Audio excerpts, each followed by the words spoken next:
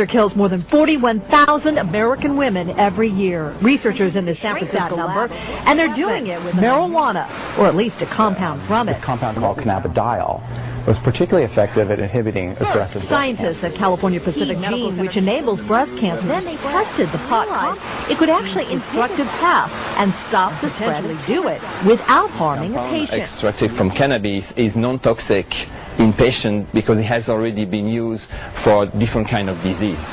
The benefits may not stop there. Scientists say the cannabis compound may fight other aggressive cancers, including prostate cancer. The next step, animal studies, then clinical trials. So it may be several from a cannabis cancer fighter. A promising avenue in terms of the treatment for what we need treatments for. Marianne Favreau, NBC News.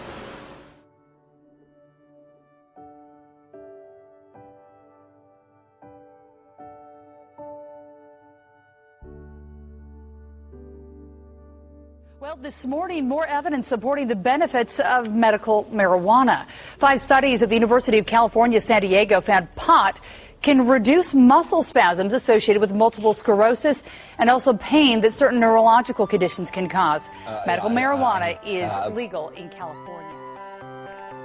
Multiple sclerosis. When we first met Greg, his shaking was so severe, he informed us that he would need a few puffs of marijuana in order to participate in the interview. The difference was night and day. What do you say to those that say marijuana needs to be tested and regulated and have the high taken out for pharmaceutical companies to consider it a valuable medicine? That's a pretty, and I only mean this as a measurement as to how much it is actually a pathetic thing to say. I mean, just look at me. Is it not blatantly obvious that I have just enjoyed however many tokes? I look happy. Greg has been using marijuana for years and stated to us that he's never experienced any negative effects. I'm never. I need my marijuana. That's stupid. It takes away my discomfort, let's call it. It does enhance my very being. Where do you think you'd be if you didn't get to smoke it, like even with your pain? An update for you on I a story we brought you earlier this month. A Nova Scotia man who some believe has the cure for cancer is now facing has been growing marijuana on his property in McCann to make hemp oil, which is a cure for cancer and a number of other diseases. Raided Simpson's property last month, and now they've issued a summons for him to return to Canada for possessing and trafficking cancer patients. But one man in town says the drug might offer an all-out new information tonight. Marijuana can cure cancer. Well, one man sure thinks it might, and he wants to know more now. He and the group of doctors. Devastation. That's so much of a battle. You know, pain just affects every part of you. But a cure? Brett Strauss first had cancer in 2007. Then he got that awful news that no survivor wants to hear. A relapse in January. They instantly saw something they didn't like and biopsied 5 growths in my neck, which turned out to be tumors. All 5 tumors were malignant. By chance, Strauss decided to try rubbing a medical marijuana balm on his neck. When the doctors checked again in March, only 1 tumor was malignant.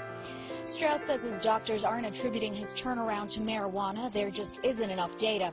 So Strauss, a caregiver, is teaming up with a group of doctors to help the terminally ill and do a study of his own. We'll pay for your doctor's visit. We will go ahead and provide medication to any of these patients at cost. Hundreds of studies suggest cannabis oil specifically has potential. Harvard University did a study where brain cancer was being cured by cannabis oil. But there are roadblocks to continuing that study. We can't use it on humans because basically the government has taken all the rights to it. I would like to give people hope. I think the mind's this amazingly powerful thing. Doctors of Compassionate Care Colorado will continue to give free appointments to the terminally ill. If you'd like more information, when anandamide is released in the brain, like marijuana, it affects such basic things as appetite, pain, and memory. And it plays a critical role in a sometimes underappreciated mental function, forgetting. When I first heard that, it didn't seem adaptive to me to have a drug for forgetting. Memory, we understand, has great survival utility. You learn that that's a poisonous mushroom or that's a dangerous animal and you stay away and you remember that. But why would forgetting be adaptive? And I asked Mishillam this question, and he said, well, tell me, do you really want to remember all the faces you saw on the subway this morning? Forgetting well is almost as important as remembering well. Forgetting is about editing. It's about taking the flood, the ocean of sense information coming at you and forgetting everything but what's important. So life is not just about accumulating new memories. Memory can cripple us too.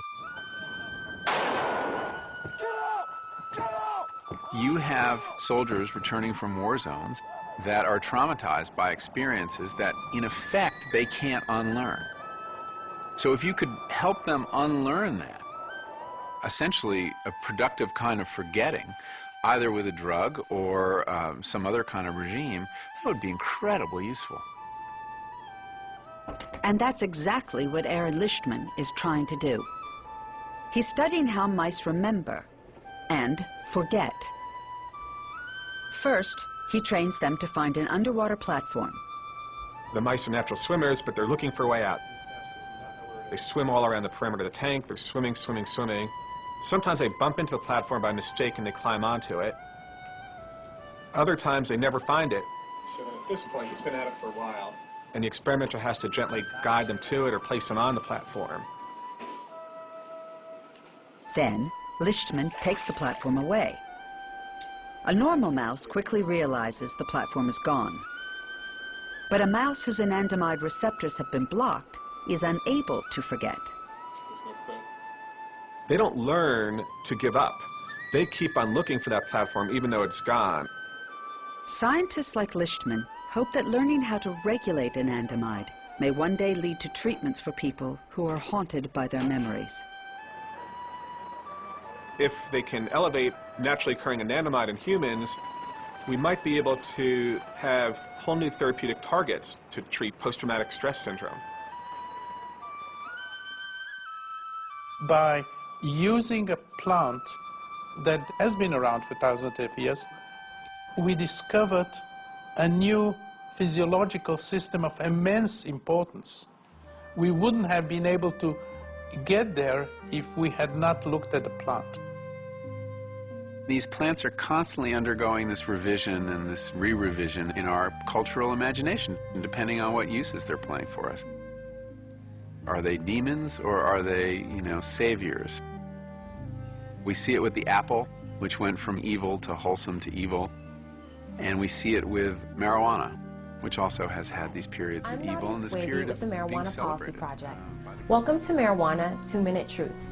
We've received lots of emails from viewers who want to know about the long-term health effects of marijuana, particularly what, if any, damage. Your lungs bring essential oxygen into your body, so of course hurting your lungs that nearly 500,000 Americans die every year from tobacco-related. You probably did. But do you know how many people have ever died from marijuana-related cancer? Marijuana has never been shown to cause cancer in humans, and the largest, most definitive epidemiological studies have failed to find an association between marijuana use and lung cancer, or any other kind of cancer. Dr. Donald Tashkin of UCLA published what is perhaps the most famous people in Los Angeles, found that even heavy marijuana smokers were no more likely to develop lung cancer than non-users. In contrast with tobacco users, this study was funded by the National Institute on Drug Abuse. Dr. Tashkin has laid a positive association between marijuana use and lung cancer, and that the association would be more positive with heavier use. What we found instead was no association toward lower lung cancer rates among marijuana smokers than non-smokers, suggesting that marijuana's active components, cannabinoids, have anti-tumor properties, anti-tumor compounds, as they can kill tumor cells without affecting their non-transformed counterparts. A strong and statistically significant anti-tumor effect was observed, in particular for a highly malignant human breast carcinoma cell line. Cannabidiol and cannabidiol-rich marijuana is good for you. No one is saying that. But how can marijuana be illegal when it has never been proven to have killed a single person through overdose or illness in 5,000 years of recorded history? While in the next hour, approximately 50 Americans will die from a tobacco. Marijuana has not been shown to cause lung cancer. The Cannabis Marijuana Policy Project. Don't forget to email us your questions. Send them to socialnetwork@mpp.org with the subject line Ask Nadia. Goodbye. We are now treating a third-degree burn that my son suffered with hemp oil, the cure that Rick Simpson's making in Canada. And the first time we did this, we had amazing results with this oil and healing. That's what I said. It was burning. Blistered. This was very infected the first time we put this on here. And it just overnight we had new skin come where this was all raw and wide open and very infected. I mean, y'all can see what it looks like. I wished I had recorded the first time so you could have seen how bad it was. But the results, if anybody understands how slow healing a burn is, and how susceptible to infection that a burn is. And this burn was 3rd degree, almost 4th degree. The results we've had with this oil has just really, truly been amazing. And hopefully you all see tomorrow. We're going to take this again in 24 hours.